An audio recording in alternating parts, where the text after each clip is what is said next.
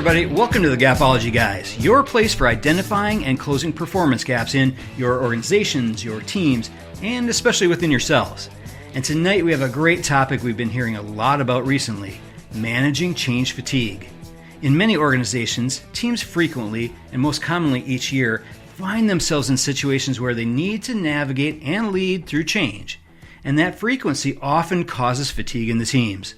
So tonight we'll dig into this topic a bit more. So let's go ahead and get things started with Mark Tinas. Hey Mark, how you doing? Good, Brian. How are you? I'm good. I'm tired. I'm sort of worn out from travel. As you know, we had this fantastic opportunity to travel internationally all the way to Canada last week. Gapology spreading? Yeah, worldwide, you know, Mr. Worldwide. That's great. But yeah, no, it was a great session with the leadership team from the city of Kawartha Lakes, which is sort of about an hour and a half or so northeast of Toronto. So I flew into Toronto and then had to drive a little bit. But what a beautiful area. Oh my gosh. I mean, it totally felt like old lake country, like in Minnesota where I'm from. Really took me back to that. And I would love to travel up there sometime just as a tourist. It was really, really beautiful up there. Yeah, that's exciting. Thanks for doing that. Yeah, no, of course. And the team, I mean, they were so engaged in everything with Gapology. Participation was fantastic. They had great questions, interaction. And then we did the takeaways at the end where we sort of went around person to person. And what I found interesting there was that people really weren't sharing a lot of the same things. It's like everybody kind of took different things away from the session. So I thought that was really cool, very unique. Well, it sounds like they led different parts of the city. Yeah, Of the city exactly. government. Exactly. Yep. Different Yeah. areas of the government there. Yeah. So the gaps are different, but the great news is Gapology works everywhere Yeah, for sure. for everything. Yeah, no, Becky and team up there, they did a great job, and I'm looking forward to hearing their results. Yeah, awesome. Yeah. So tonight we're talking about change fatigue. How do you manage that? So, oftentimes organizations go through periods of change, and sometimes it's repeatedly going through different times of change. Often it's like every year there's some sort of new change that they have to navigate. And it can really sort of wear people down over time if it's done repeatedly without the right leadership. So I'm excited to talk about this stuff with you, Mark, and get your perspective on it. Yeah, change is becoming more and more prevalent, and leaders have to understand how to navigate change with their teams so it doesn't create a burnout. Yeah. And what you're calling change fatigue, I guess, really does fit, and it's a key leadership skill that we can speak to tonight. Right. It did occur to me as you were saying that it might tie in somewhat to IMBAR, our other book that we have around identity and mindset, and how you need to be aware of those mindsets of your team as you're going through change. And I think there's some things we could probably talk about, maybe on a different podcast, about how it connects with IMBAR. Well, I think Gapology, IMBAR, and Speed of Purpose all really do give tools to leaders for managing change fatigue and how to work through change. And as a leader, you have to be good at this today because it's going to be there. Yeah, for sure. So what kind of tips do you have for us? Well, I think the first thing I would go after is that Gapology really laid out a framework for managing through change and change fatigue. If you think about the knowledge gap, closing the knowledge gap on the change is critical. The team needs to know what they need to know. The leader has to work them through that and answer their questions. So by closing the knowledge gap, you literally help with change fatigue and approaching that first. Mm-hmm. Yeah, for sure. Yeah, if you think about our communications model, tell them what they need to know, tell them why it matters, and tell them what they need to do. Yeah. I mean, that's really the key piece there. So really starting with that knowledge gap. Yeah, so starting with what they need to know and not leaving that until the leader knows that they know. And that is key. And again, people learn at different levels. They learn at different speeds, and you have to know that the team is there.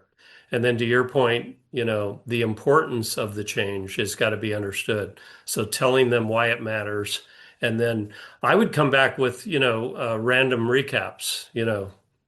Brian, what did you get out of the session so far? Walk us through, you know, why it matters that we're making this change, and you work your way around the room and ensure that everybody understands it.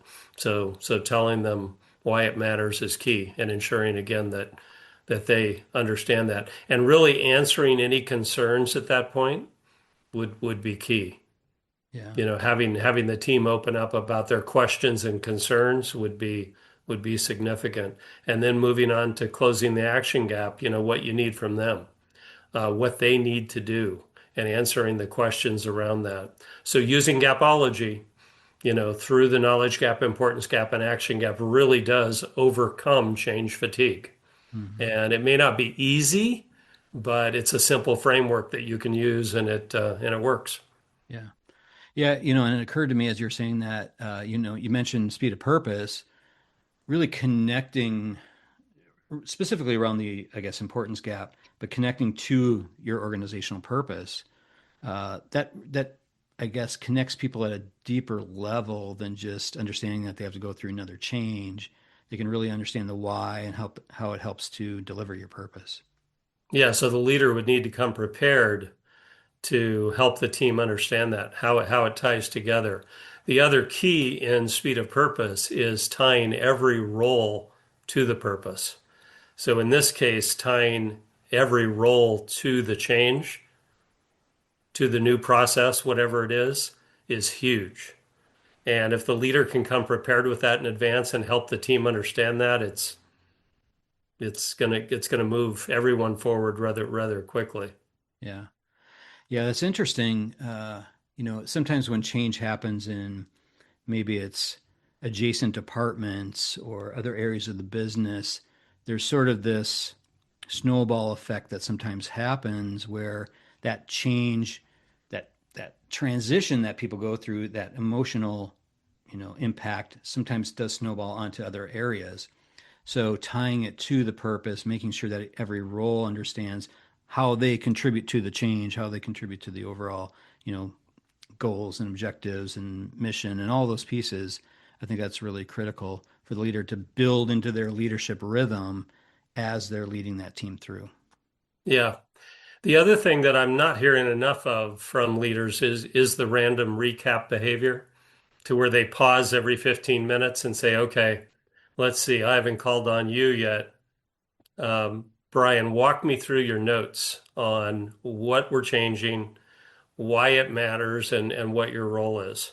And having the whole group then connect around that in a simple, friendly manner, but closing gaps is key. So if as a leader you're not doing random recaps during your weekly meetings, whatever your frequency of meetings is, it really is a significant tool to ensure that the team understands what they need to know, why it matters, and what they need to do.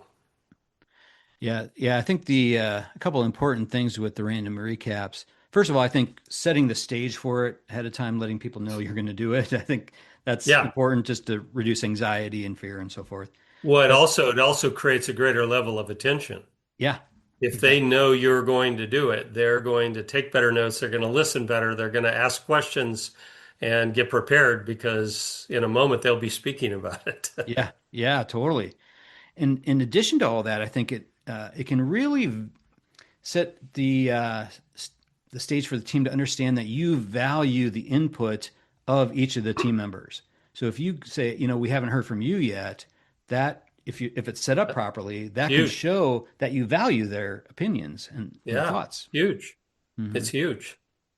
And that you care, and that you're likely answering questions in that conversation that the whole group has, but they haven't surfaced them. But because we called on you, you surfaced those questions and concerns, whatever they may be, and the whole group moves forward because of that. Hmm. The other amazing tool that's in Gapology, which we talk about all the time, is the habit ladder. And as a leader, if you use the habit ladder effectively, you can overcome change fatigue as well. You want to talk about that? It's a great tool for that. Oh yeah. Yeah, I think I mean the habit ladder is so powerful. It fits into many, many areas of gapology. We present it in the training root solution piece, but it ties in everywhere. But as especially I think with change, as you're leading people through change, you have to, have great communication model that you build out using that, tell them what they need to know, why it matters, and what they need to do. You need to validate understanding, verify agreement. If you don't do those things, you're not going to know where the gaps are in understanding what the changes that you're asking people to do. And and that whole agreement piece, that's that commitment where you can really tell at that stage who's committed to it or not. And that would be providing the signs on whether they're feeling that fatigue. Yeah. And you can go around the room and say, "Are you in? Yeah. Are you in? Are you in?" I was, I heard a presentation last week from a leader who was trying to explain to the entire group why she was performing at a higher level than they were and why she was excelling. And she said, "It's because I use the habit ladder. Yeah. I use it. I use it on everything. I communicate to my team. I verify they understand that communication around whatever it is. I ask for their commitment and agreement to do it. We then practice it and they get feedback, and that creates habit. And once we're at habit level, if I'm focused on the right stuff, it changes the results. And that's why, I'm winning. That Hmm. was the whole explanation, was the habit ladder, Yeah. the simple 5 steps, and it all comes together. But if you're going through a significant change, the habit ladder is your best friend. Just pull it out and use it over and over again, Yeah. and it works. Yeah. The interesting thing there, with the practice and feedback piece, that's going to be where you sort of uncover some of this fatigue as you're starting to put in place the new, whatever you're changing, the new methods or behaviors. As you're getting that feedback and you're providing feedback, it's that dialogue, that two-way communication. That's where you're going to uncover that. That's going to provide the information about the gaps. And, once they get to the habit level, that's all about reinforcement and recognition and so forth. So, getting there, I think that recognition piece, you have to lead with recognition for those who are starting to meet those change goals that you have. Yeah. When we wrote Gapology, it was all about closing performance gaps to achieve great performance. But if you think about it, it really is a book about change, how to lead through change. It's pretty Yeah. amazing. So we even discuss, in the book DABA, DABA. For any of you that don't know DABA, it's a big deal. Leaders need to understand DABA because as you go through change, your team will go through DABA, and so will you, by the way. And so DABA is the how do we phrase it? The phases of change in essence, Right. and it starts with denial. We're changing things again. You're kidding, right? And then it drifts to anger, and it that can be evident. And then there's this wall that you have to help the team over, that you likely have to go over as well to achieve, bargaining. Well, what if we tweaked this a little? What if we did this? What if that's a really good sign when that happens, when they begin to bargain around the change, and then to acceptance. So DABA, denial, anger, bargaining, and acceptance, the phases of change in essence. And again, a leader has to understand it because they have to explain to the group why they got to acceptance so quickly, why they believe in this change that we're doing. And that really helps everyone. And you can have the team speak to their own, to their own DABA. And but that's in Gapology as well.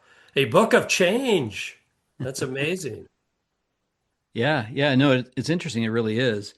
Um, that I think that anger phase that you mentioned, that's where people sort of get stuck in that I don't know, cycle.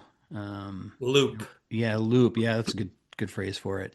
Where they just can't move past that wall, and fatigue, I think, can really be one of those, I think, outcomes of being stuck in that loop for too long.